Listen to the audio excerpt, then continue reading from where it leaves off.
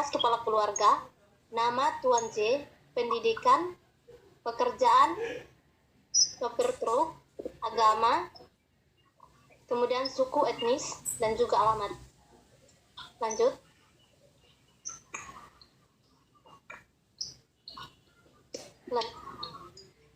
Di sini ada komposisi keluarga, yaitu ada nama, hubungan, kemudian usia, jenis kelamin, agama, pekerjaan, dan juga imunisasi.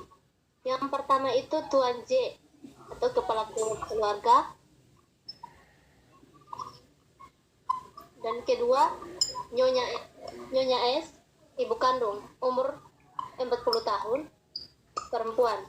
Kemudian yang ketiga itu anak J atau anak kandung 1, umur 25 tahun. Yang kedua Tuan H, anak kedua atau umur 17 tahun. Lanjut. Itu ini Dini, yang di usia Tuan J ini itu itu kan sangat datang. Iya. Jadi di soal tuh tidak ada di ini dijelaskan umurnya Tuan J itu berapa, jadi kita di sini simpan kosong. Jadi gue jelek pulang kah? Biar nanti sudah. Oke, lanjut sayang. Itu genogram. Tunggu ya, saya buat genogram di bawah teh. Atau baca di sini sampai sebutkan di boleh.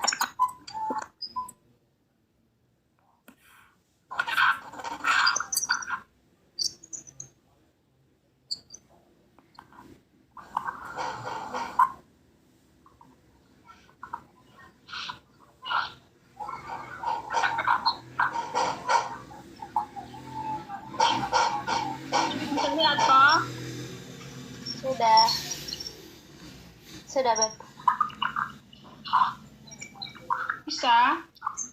Bisa. Baik, di sini ada terdapat genogram nih, kawan-kawan ngerti? Beb, jelaskan toh. Baik, saya akan jelaskan tentang genogram dari keluarga tersebut. Yang pertama itu ada persegi panjang dan juga lingkaran. Itu ada 2, yaitu yang pertama ada opa dan oma dari bapak dan ibu dan bapak dari ibu. Kemudian yang pertama itu ada kepala keluarga, yang kedua ada ibu kandung umur 40 tahun. Nah, di sini ada terdapat 3 orang anak, yaitu yang pertama anak kandung umur 25 tahun dan anak kedua itu 17 tahun. Next. Dan semuanya itu belum ada yang meninggal, masih hidup. Lanjut.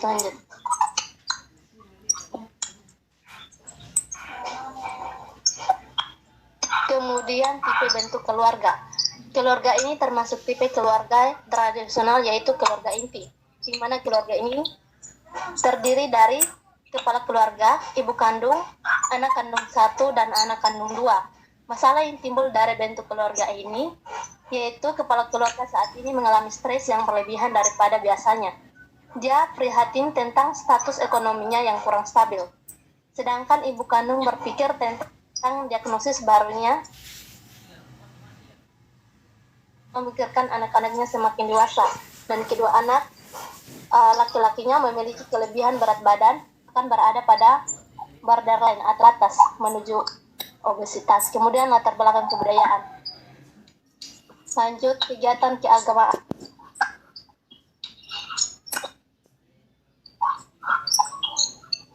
Next. Kemudian yang berikut ada status sosial ekonomi keluarga.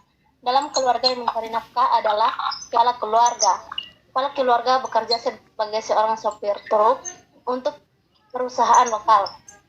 berangkat setiap pagi pulang ke rumah dengan kelelahan pada malam hari. Sehingga kepala keluarga tersebut dia mengalami stres yang berlebihan daripada biasanya. Karena dia prihatin tentang status ekonomi yang kurang stabil.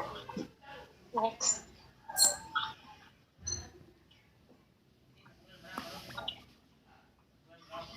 Lanjut. Tunggu. Ini kenapa tidak bisa X?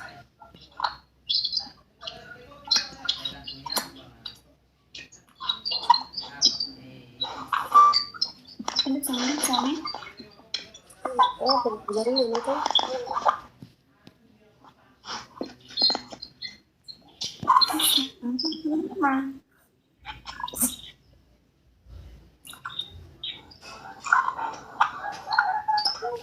Hilang.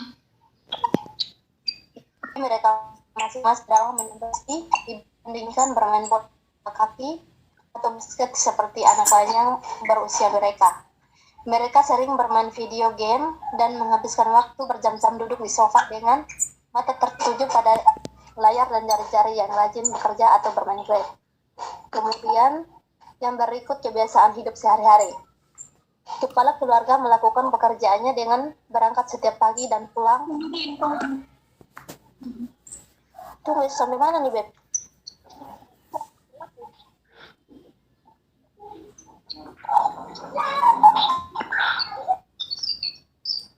Coba entes bagikan atau biar sih? Udah keluar kok atau gimana?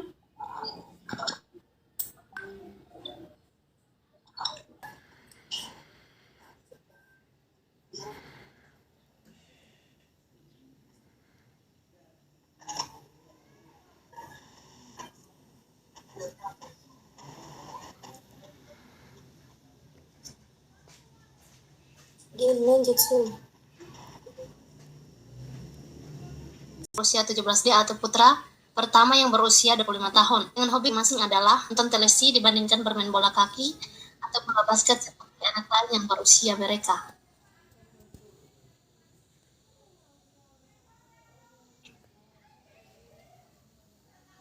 Mereka sering bermain video game dan menghabiskan waktu jam-jam duduk di sofa dengan mata tertuju pada layar dan yang bekerja atau bermain game. Lanjut.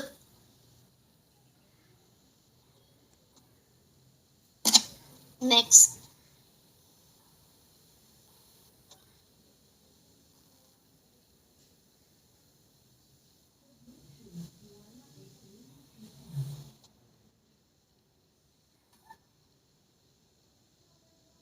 Lanjut.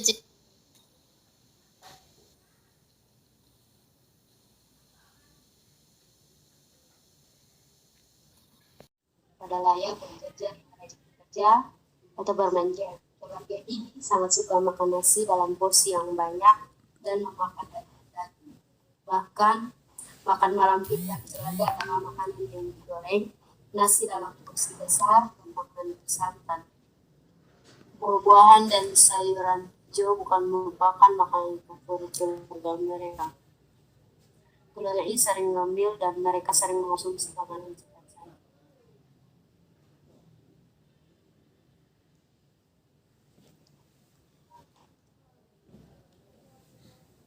Yang kedua adalah bagaimana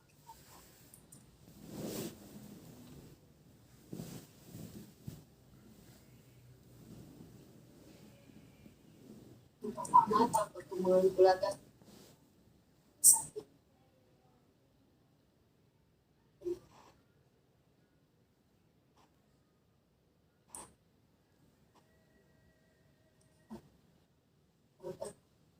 keluarga ini adalah tahapan keluarga yang mengatakan keluarga anak-anak luang memiliki kebebasan yang baik di mana terbukti dan kebiasaan menghabiskan waktu luang dengan hobi mereka yaitu menonton TV dan bermain game.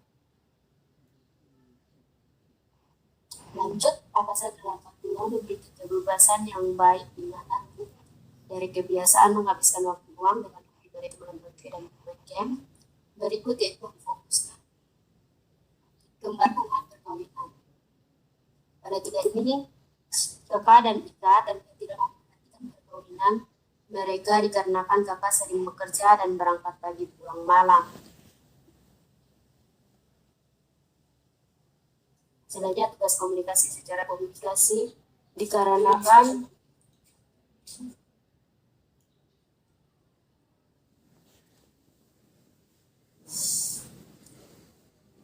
kesibukan di mana anak mereka yang bermain video game dan menghabiskan waktu berjam-jam duduk di sofa dengan mata tertuju pada layar dan jari-jari yang rajin bekerja atau bermain game. Cek di internet sebagai kepala kedua kerja setiap hari dan kapan kamu tidak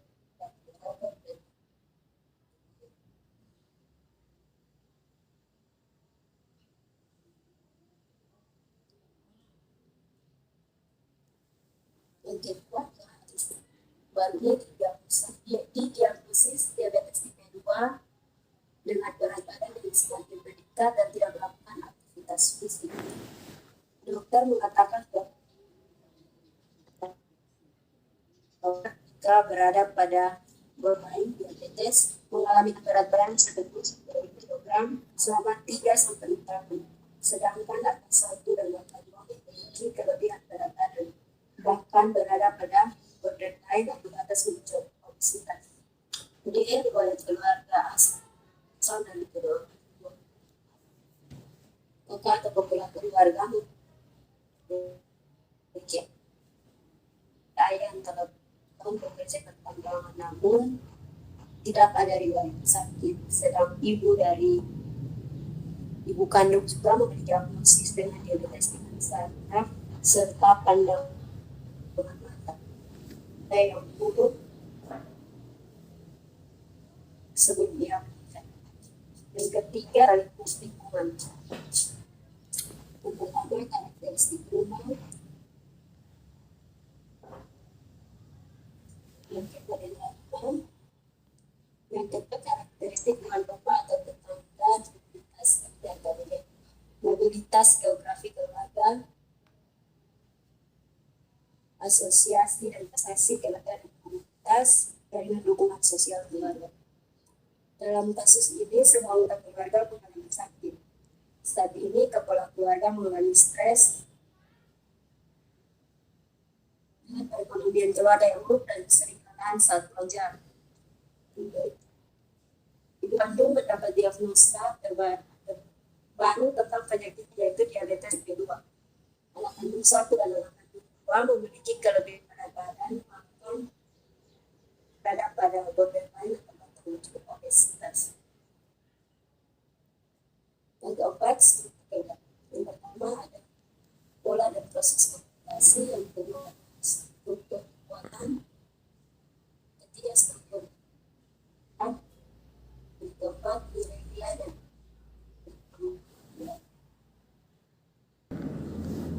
yang kelima, fungsi-fungsi keluarga. Fungsi afektif, fungsi sosialisasi, fungsi perawatan kesehatan. Yang pertama, mengenal masalah kesehatan. Saat ini keluarga Tuan J mengalami sakit yang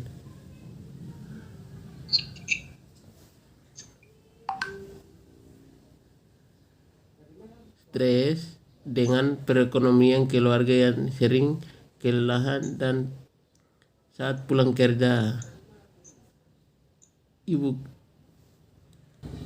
Ibu kandung mendapat diagnosa baru tentang penyakitnya, yaitu diabetes tipe 2. Dan kedua anak laki-lakinya memiliki kelebihan berat badan, bahkan berada pada borderline, batas menuju obesitas. Kebiasaan makan di rumah Tuan J yaitu suka makan nasi dalam porsi yang banyak dan daging-daging. Next. Bahkan makan malam pilihan keluarganya adalah makan yang digoreng, nasi dan porsi besar, dan makan bersantang. Buah-buahan dan sayuran hijau bahkan merupakan makanan favorit keluarganya. Keluarganya sering mengemil, mereka sering mengkonsumsi makanan cepat saji. Kebiasaan memasak Nyonya S ini berhubungan dengan keadaan dari kecil yang hidup dalam keluarga yang suka mengkonsumsi makanan berminyak. Yang kedua, mengambil keputusan mengenai tindakan kesehatan yang tepat.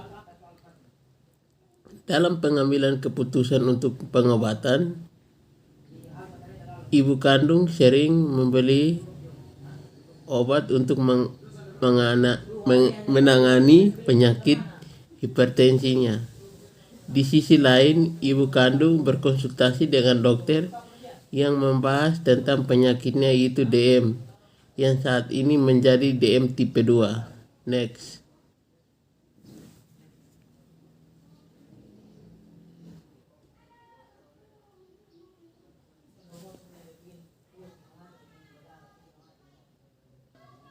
Yang keenam, coping keluarga. Yang ketiga, keluarga merawat anggota keluarga yang sakit. Kemampuan keluarga memelihara atau memodifikasi lingkungan rumah yang sehat. Yang kelima, kemampuan keluarga menggunakan fasilitas pelayanan kesehatan di masyarakat. Selanjutnya, fungsi reproduksi dan fungsi sosial ekonomi. Keadaan ekonomi keluarga Tuan J saat ini sangat mengganggu. Tuan J prihatin tentang status ekonominya yang kurang stabil karena pendapatnya tidak mencukupi. Next. Yang keenam, coping keluarga. Yang pertama, stresos keluarga jangka panjang dan jangka pendek. Yang kedua, respon keluarga terhadap stresor. Yang ketiga, penggunaan strategi coping. Yang keempat, coping yang berhasil dilakukan oleh keluarga. Yang kelima, coping yang disfungsional. Yang tujuh, pemeriksaan fisik.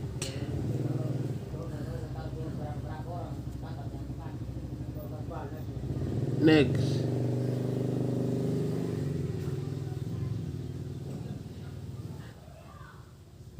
Yang selanjutnya, diagnosa. Sasarannya adalah keluarga, domainnya domain 1 promosi kesehatan, kelasnya kelas 2 manajemen kesehatan, kodenya 00099 dan 00188. Rumusan diagnosis keperawatannya adalah ketidakefektifan pemelihara kesehatan dan perilaku kesehatan cenderung berisiko. Next.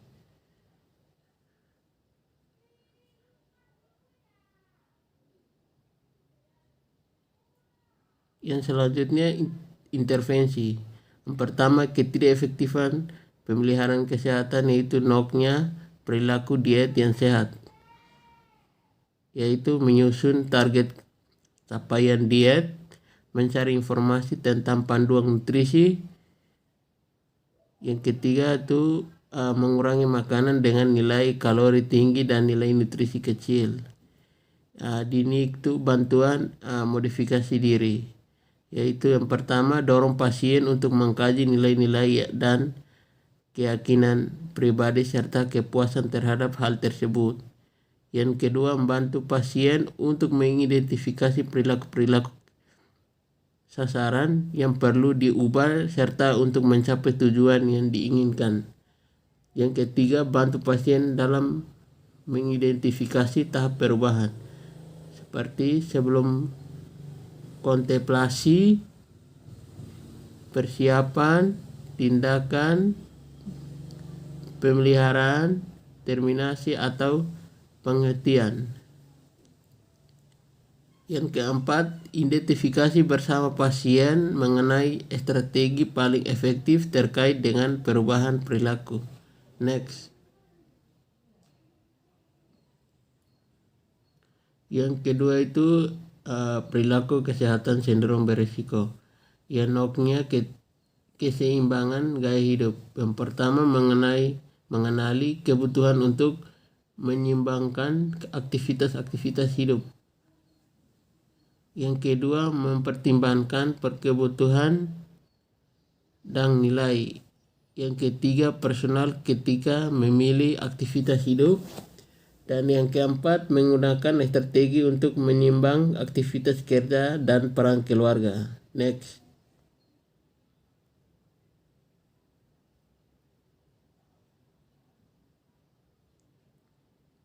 Dan selanjutnya niatnya itu modifikasi perilaku. Yang pertama tentukan motivasi pasien terhadap perlunya perubahan perilaku. Yang kedua bantu pasien dalam mengidentifikasi meskipun hanya keberhasilan kecil. Yang ketiga pilihan-pilihan perilaku menjadi bagian-bagian kecil untuk diubah menjadi unit perilaku yang terukur. Yang keempat, fasilitasi keterlibatan keluarga dalam proses modifikasi perilaku dengan cara yang tepat. Yang kelima, dokumentasi dan komunikasikan proses modifikasi sesuai dengan kebutuhan. Yang keenam, lakukan penguatan peninjauan kembali dalam rentang yang panjang. Atau telepon atau kontak personal. Next. Sekian dan terima kasih.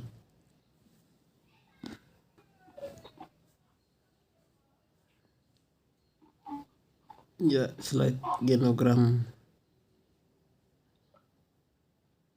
Itu di genogram tuh yang persegi-persegi itu yang laki-laki. Yang persegi. Oh iya. Kalau yang bentuk lingkaran yang perempuan. Oh iya. Berarti itu yang tuh iya. Yang di kakak tuh itu yang diatur dia punya orang tua. Oh iya. Orang tuanya laki-laki dan orang tuanya perempuan di sebelah itu.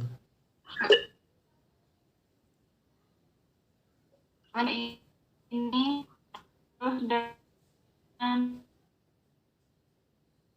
dari kepala keluarga dan ibu kami, maka mereka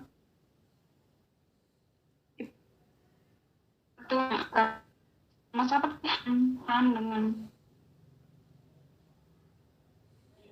apa?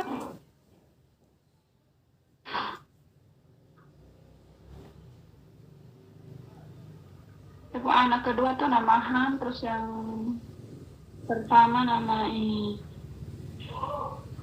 Jude tuh, itu tuh kakak satu kan umur 25 deh, yang kakak 12 tahun di nama Han tuh, itu makanya di bagian orang yang begitu. Ketika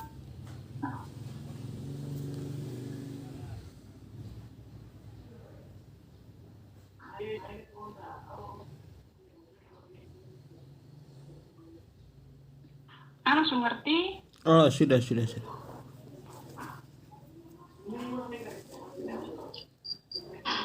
Terus yang dia punya tipe bentuk keluarga ngerti Kosan deh. Kalau tipe yang itu bilang keluarga inti tuh ngerti toh? Iya mengerti. Ya toh.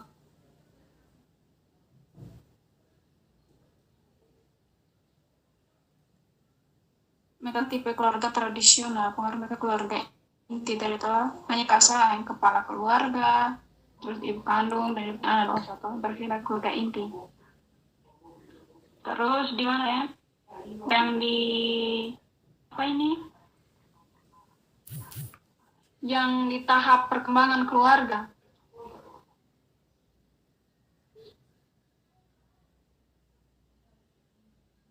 Yang